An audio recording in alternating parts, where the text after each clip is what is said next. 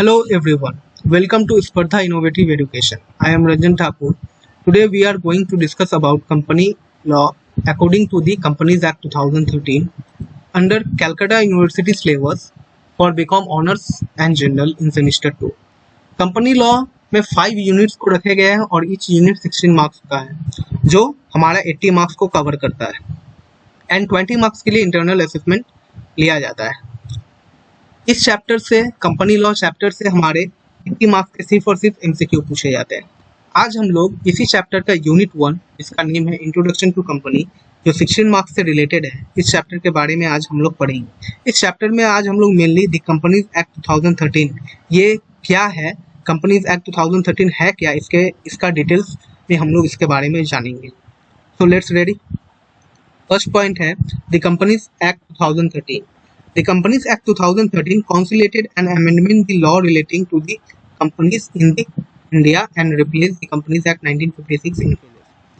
The Companies Act 2013 जो है Companies Act 1956 का रिप्लेसमेंट है। मतलब Companies Act 1956 में काफ़ी सारे चेंजेस करके इस Companies Act 2013 को बनाया गया है। Companies Act 1956 56 ईयर्स ओल्ड है, ठीक है। और भी हम लोग जानते हैं The new act intend to improve corporate governance। नए कॉर्पोरेट गवर्नेंस को इस नए एक्ट में कंपनीज एक्ट 2013 में और भी इम्प्रूव किया गया है। And to further strength regulations for the corporate sector के रूल्स एंड रेगुलेशंस को और भी स्ट्रॉन्ग किए गए हैं विद इंट्रोडक्शन टू की provisions as to duties and liabilities of the director, independent directors, auditor rotations, etc. and establishment of serious fraud investigations office SFIO, constitutions of National Financial Reporting Authority NFRA, corporate social responsibility CSR, class action suit, etc. इन सब organisations को और भी अच्छे तरीके से इनका improvement किया गया है, इनके रूल्स एंड रेगुलेशंस को और भी स्ट्रॉन्ग किए गए हैं जिससे हमारा कंपनी जो है और भी अच्छे तरह से इम्प्रूव कर सके। इस कंपनीज एक्ट 2013 और कंपनीज एक्ट 1956 में काफ़ी चेंजेस हुए हैं। हम लोग इसके कुछ एग्जांपल्स देख लेते हैं। जैसे कि हम लोग जानते हैं कंपनीज एक्ट 1956 में प्राइवेट कंपनी के number of members, maximum number of members 50 हुआ करते थे, जो कि कंपनीज एक्ट 2013 में अभी वही मैक्सिमम नंबर ऑफ मेंबर्स को 200 कर दिया गया है। ये एक बेसिक हम लोग एग्जांपल देखें और एक एग्जांपल देखते हैं।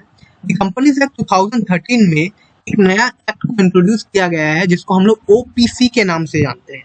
ओपीसी का फुल फॉर्म है वन पर्सन कंपनी, जो कि कंपनीज एक्ट 1956 में नहीं था।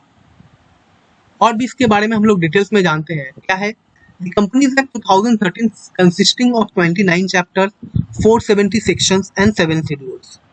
मतलब Companies Act 2013 में 29 chapters रखे गए हैं जिसका 470 sections है और 7 schedules है, as against 658 sections under 13 parts and 15 schedules in the Companies Act 1956। जो कि ये 1956 में क्या थे, पहले 658 sections है under 13 parts and 15 schedules, जो कि चेंज होकर अभी 29 चैप्टर्स, 470 सेक्शंस एंड 7 शेड्यूल्स में कन्वर्ट हो गया है इन कंपनीज एक्ट 2013 में। इसका सबसे पार्टली इसका लॉन्च हुआ है, मतलब 55 सेक्शंस को पहले लॉन्च किया गया है अब 12 सितंबर 2013 में। उसके बाद फिर एक partly again on 26 March 2014 168 sections with effect from 1/4/2014। मतलब 168 sections को 26 मार्च 2014 में लॉन्च किया गया, जिसका वर्किंग कब से स्टार्ट हुआ, 1 अप्रैल 2014 से। Part of the provision related to the National Company Law Tribunal has been notified with effect from 1 June 2016। National Company Law Tribunal का वर्किंग कब से स्टार्ट हुआ, 1 जून 2016 से। The provision related to the class action suit also has been enforced with effect from 1 June 2016। Class action suit भी अपना working कब से start किया, 1 जून 2016 से ही। इसके बारे में और भी हम लोग डिटेल्स में जानते हैं क्या है। The Companies Act 2013 is administered by the central government through the Ministry of Corporate Affairs। Companies Act 2013 are administered इसके थ्रू से होता है MCA, मतलब मिनिस्ट्री ऑफ कॉर्पोरेट अफेयर्स, जो आपका सेंट्रल गवर्नमेंट का मिनिस्ट्री है। एंड इसके और भी ऑर्गेनाइजेशंस है, and the office of registered of companies, official liquidator, public trustee, director of inspections, national company law tribunal NCLT, national company law appellate tribunal NCLAT etcetera. इन सब organisations के through से companies act 2013 administered होता है। और क्या है, the registered of the company ROC control the task of incorporation of new companies and administration of running companies. ROC नए कंपनी है उनके इनकॉर्पोरेशन का टास्क को देखते हैं, और रनिंग कंपनी है उनके एडमिनिस्ट्रेशन को देखते हैं। इंट्रोडक्शन ऑफ कंपनी या फिर कंपनीज एक्ट 2013 का डिटेल्स में और भी काफ़ी सारे आपको नॉलेज आएंगे। अगर आप हमको व्हाट्सअप मेरे नंबर में अगर आप हमें व्हाट्सअप करेंगे तो हम आपको अपना नोट्स प्रोवाइड करेंगे, जहां पर आप कंपनीज एक्ट 2013 के बारे में और भी डिटेल्स में जानकारी ले सकते हैं। हम लोग नेक्स्ट टॉपिक देखेंगे, कंपनी है क्या, what is company, definition of company according to the companies act 2013। In terms of the Companies Act 2013, company means a company incorporated under the act। मतलब यहाँ पर हम लोग सबसे पहले इनकॉर्पोरेटेड का मतलब जानेंगे। इनकॉर्पोरेटेड मतलब होता है कोई भी कंपनी का फॉर्मेशन लीगल वे के थ्रू से, लीगल कॉर्पोरेशन के थ्रू से अगर होता है तो उसको हम लोग इनकॉर्पोरेटेड बताते हैं। ठीक है, तो यहाँ पर कंपनी क्या बोल रही है, company means a company incorporated under the act or under the previous company law according to the section 2 with subsection 20।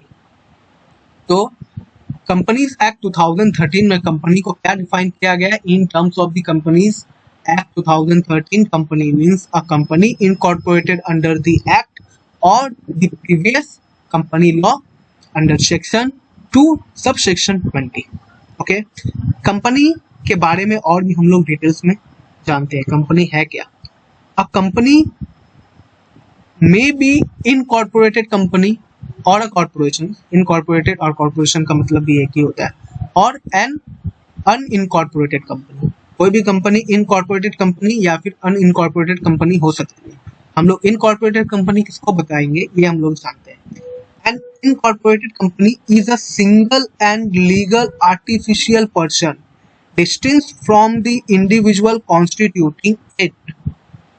यहाँ पर ये बोला जा रहा है एन इनकॉर्पोरेटेड कंपनी क्या है, जो कि आपका फुल रूल एंड रेगुलेशन के साथ, कंपनी लॉ के रूल एंड रेगुलेशन के साथ जो कंपनी बना हुआ है उसको हम लोग इनकॉर्पोरेटेड कंपनी के नाम से जानते हैं, जहां पर किसी भी इंडिविजुअल्स के खुद के रूल एंड रेगुलेशंस को अप्लाई नहीं किया जाता है। यहाँ पर सिर्फ और सिर्फ कंपनीज एक्ट या कंपनी लॉ के रूल को अप्लाई किया जाता है, उसको हम लोग इनकॉर्पोरेटेड कंपनी के नाम से जानते हैं, या फिर उसको हम लोग इनकॉर्पोरेटेड कंपनी बोलते हैं। और ये खुद एक आर्टिफिशियल पर्सन है, इनका खुद का एक रूल्स एंड रेगुलेशंस होता है, ये अपने रूल्स एंड रेगुलेशंस के बाहर में काम नहीं करते हैं।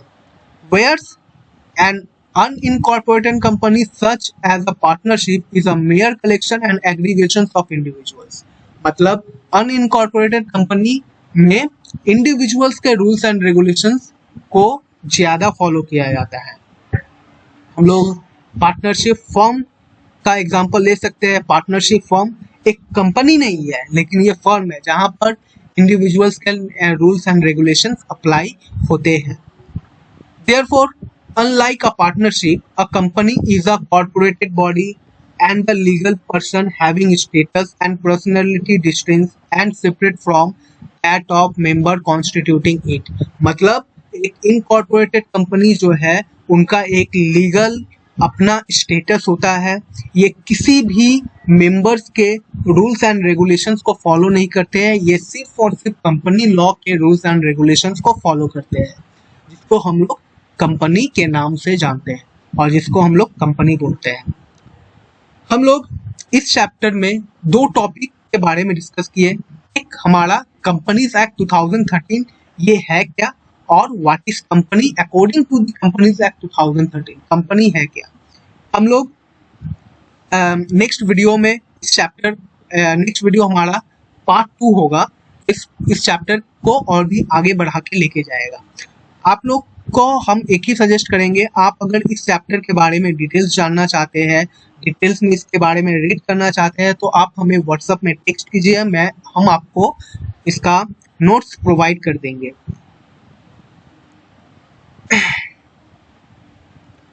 हम लोग अब इस जो 2 टॉपिक सीखे हैं, 2 टॉपिक के बारे में जाने हैं, उसका हम लोग एक अभी एमसीक्यू टेस्ट लेंगे।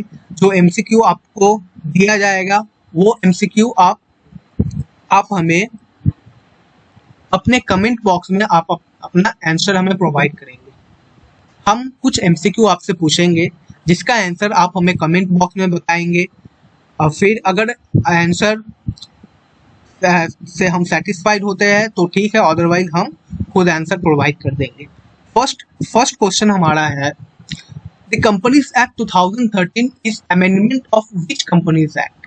यहाँ पर बोला जा रहा है 2013 कंपनीज एक्ट 2013 किस कंपनी एक्ट का अमेंडमेंट है। ऑप्शन ए है the companies act 1947, next option है the companies act 1956, next option है the companies act 2010 and next option है कंपनीज एक्ट 1983। इसका जो आंसर होगा आप हमें कमेंट बॉक्स में बताएं और हम आपको आपका आंसर राइट है या रॉन्ग है इसका डिसीजन हम आपको बता देंगे। नेक्स्ट क्वेश्चन है अपना, the companies act 2013 consisting of, the companies act 2013 consisting of, companies act 2013 में क्या क्या कंटेंट्स है इसको आपको बताना पड़ेगा।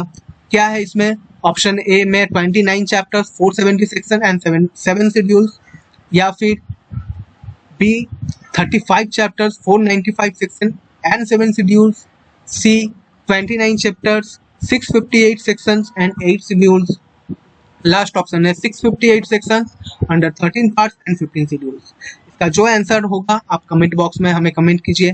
नेक्स्ट क्वेश्चन है, company define in the companies act 2013 under which section, इस सेक्शन के थ्रू से कंपनी को डिफाइन किया गया है according to the companies act 2013।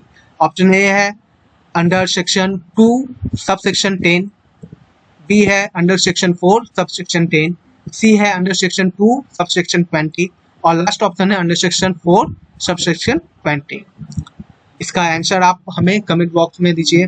Last question है हमारा, the companies act 2013 is not administered by, companies act का एडमिनिस्ट्रेशन जो नहीं करता है, कौन नहीं करता है ये आपको बताना है। Ministry of corporate affairs MCA, national company law tribunal NCLT, ministry of home affairs MHA, या फिर national company law appellate tribunal NCLAT। आप हमको ये चारों MCQ का आंसर हमें कमेंट बॉक्स में देंगे। हम इस वीडियो में सिर्फ 4 क्वेश्चन दिए हैं। अगर आपको ये वीडियो अच्छा लगता है और आप इसमें इंटरेस्ट दिखाते हैं तो हम आपको और भी MCQ देंगे जो आपके एग्जाम के प्रिपरेशन के लिए और भी बेटर होंगे। नेक्स्ट वीडियो में हम लोग पार्ट 2, इस यूनिट के पार्ट 2 का डिस्कशन करेंगे और इस चैप्टर को और भी आगे बढ़ा के लेके जाएंगे। यहाँ पर हमारा WhatsApp number and mobile number दोनों प्रोवाइड किया गया है। आप हमें अगर आपको सीट चाहिए तो आप हमें व्हाट्सएप में टेक्स्ट कर सकते हैं। Thanks for watching. अगर आपको वीडियो अच्छा लगा लाइक कीजिए, शेयर कीजिए एंड सब्सक्राइब करना नहीं भूलिए। Thank you.